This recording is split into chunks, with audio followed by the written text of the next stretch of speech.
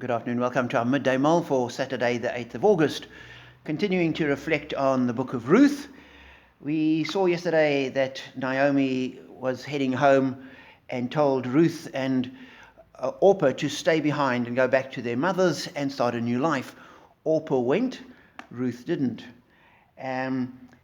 Ruth replies to her, and this is the passage you look at today from chapter 1, verse 16. She replies, "Don't urge me to leave you or turn back from you. Where you go, I will go. Where you stay, I will stay.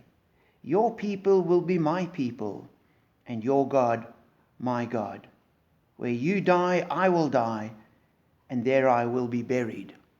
And this wonderful commitment that she shows in that. And this great thing, your people will be my people. I'll go where you go. And as I thought about it, I thought, surely as Christians, we've got to say the same thing to Jesus. He calls us, "Come and follow me." And we've got to say to him, "Jesus, where you go, I will go." And we see the disciples doing that. When Jesus went to Jerusalem, they went with him. When he went across the sea to the Gadarenes, Jesus went with them. When Jesus went, they went with him. When Jesus went to Samaria, the disciples went to Samaria with him.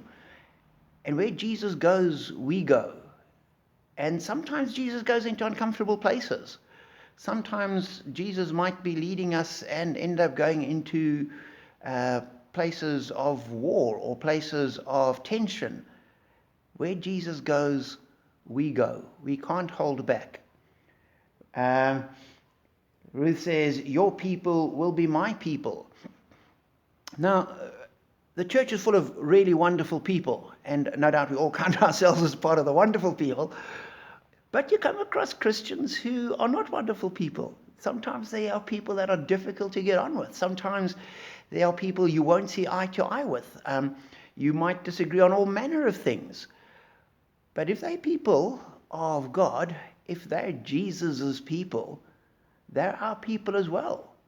And that's why we talk about the family of believers. And sometimes family can be a little bit difficult. But like Ruth, your people will be my people. Where you stay, I will stay. Jesus will take us into all sorts of places, and we stay with him.